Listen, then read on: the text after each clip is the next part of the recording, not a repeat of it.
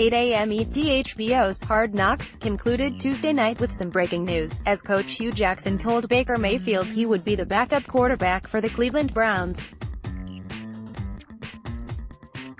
The overwhelming emphasis of the finale, though, was on the travails of players living on the bubble during final cuts. Here are a few highlights. Is he going to jail? The episode opened with a dramatic segment on the team learning of federal charges filed against linebacker Mychal Kendricks for insider trading. Teammates found out about the charges from local broadcasts on televisions hanging in the facility. Jackson and general manager John Dorsey watched from Jackson's office the news conference in which the Philadelphia federal prosecutor announced the charges. Clearly, the Browns were blindsided by the news. Another shot centered on offensive coordinator Todd Haley talking with Dorsey and asking, is he going to jail? The Browns eventually released Kendricks, who indeed could be looking at jail time. There's decisions and there's consequences, Jackson said, and sometimes consequences are life-altering. Nate Orchard returned an interception for a touchdown in the Browns' final preseason game, but it wasn't enough to earn a roster spot. Scott W. Grau, Icon Sports Wire. On the bubble, the bulk of the show dealt with four players fighting for a job: defensive lineman Nate Orchard and Carl Nassib, tight end Devin Cahuste and quarterback Brogan Roback.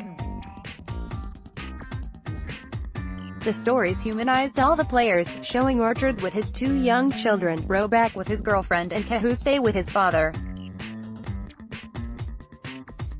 Orchard actually got some instruction at one point from second-year end Myles Garrett, who marveled upon discovering that Orchard had different stances for run plays and pass plays. You ever try just having the same stance for both? Garrett said. I haven't, Orchard said. I should try it though. When Orchard admitted it might take him a little longer if he had a run stance for a pass play, Garrett opined he only had 2.5 seconds to get to the quarterback. Cahuste's heartwarming story of the close bond with his father was central to the story. Gregory Cahuste could not make the trip to Detroit for the team's final preseason game because of his heart issues.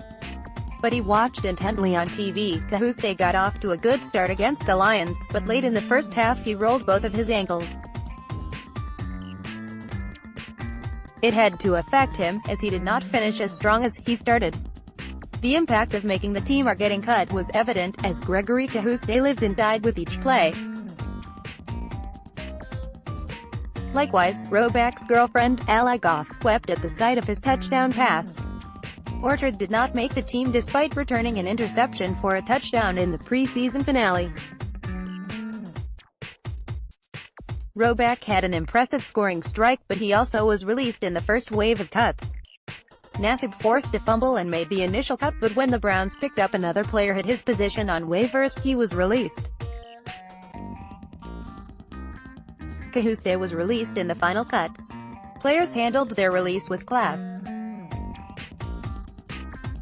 All said they would stick with it and continue to pursue their dream of playing in the NFL. Hue need guys like you, Mayfield and QBRV take center stage. What the Browns said to Antonio Callaway. Even Uber drivers supporting Cahuste. Top moments from 12 seasons of Knox. Haley humor. Haley might have been the star of the entire series with his biting wit and humor. Every time he saw a baby on the big screen in Detroit, he quipped, "Oh look at Carl, let's name him Carl," a reference to an earlier episode when Haley joked he could not see giving a baby the name Carl. A couple of his other better lines related to Cahuste's Rock and Crystal collection.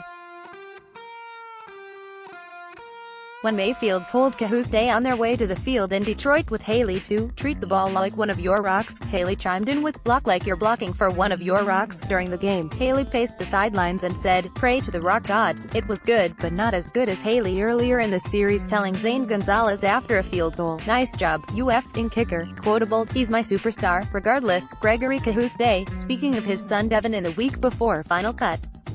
Could anything sum up this pair's relationship better?